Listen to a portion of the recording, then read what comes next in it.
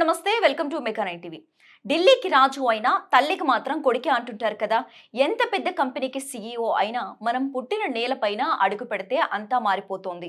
ఎన్నో జ్ఞాపకాలు, మరెన్నో సంగతులు, బాల్యం, ఫ్రెండ్స్ అంతా ఒక్కసారిగా కళ్ళ ముందుకు వస్తాయి. కొంతమందికి పుట్టిన గడ్డ కోసం ఏదో ఒకటి చేయాలని తపన ఉంటుంది. అది నెరవేరిన రోజు ఆ మనిషి ఆనందానికి అవధులు ఉండవు. కాగ్నిజెంట్ లాంటి అమెరికన్ దిగ్గజ కంపెనీకి సీఈఓ అయినా సరే ఇంతకీ ఏం జరిగిందని అంటారు, అంతే కదా. అక్కడికే వస్తున్నా.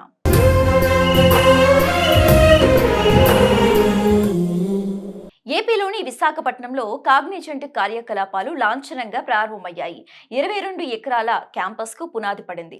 1000 సీట్ల తాత్కాలిక టెక్ పిన్ సెంటర్ కూడా ప్రారంభమైంది. ఇది విశాఖ ఐటీ రంగానికి పెద్ద ఊపనిస్తుందనే విషయం అందరికీ తెలిసిందే. ఇంతకంటే అద్భుతమైన సంఘటన ఈ కార్యక్రమంలో జరిగింది. అది Ravikumar speech.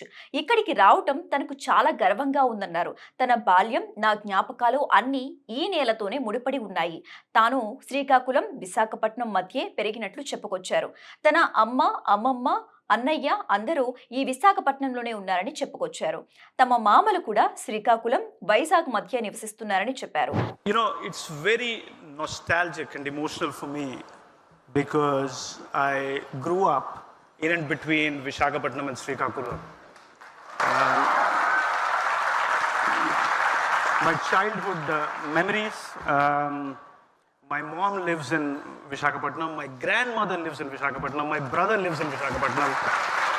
And just to make sure that I cover all my family, all my uncles as well live between Srikakulam and Visakhapatnam. So this is homecoming for me. This is homecoming for me and it's very emotional for me. ఆయన తన కుటుంబ అనుబంధాన్ని పిల్లాడై వివరిస్తుంటే అక్కడున్న చాలా మంది కళ్ళు చెమర్చాయి.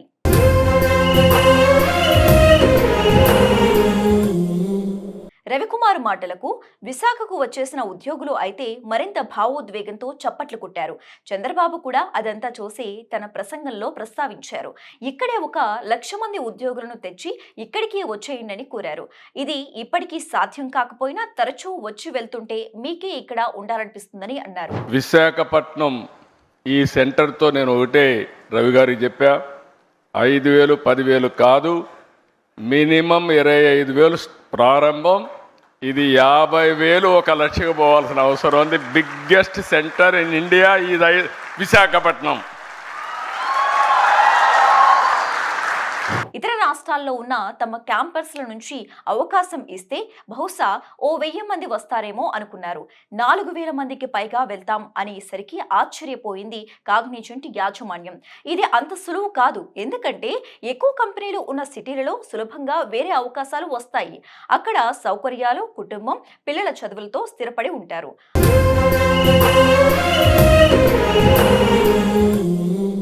పుట్టి పెరిగిన ప్రదేశం అయిన వైజాగ్కు ధైర్యంగా వచ్చేశారు 500 మంది.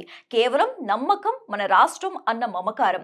ఒక గ్లోబల్ టెక్ దిగ్గజం మన కార్యకలాపాలను ప్రారంభించడం, స్థానిక యువతకు వేలాది ఉద్యోగ అవకాశాలను అందించనుండటం, ఒక తల్లి తన సొంత బిడ్డ విజయాన్ని చూసినంత ఆనందాన్ని ఈ ప్రాంత ప్రజలకు ఇచ్చింది.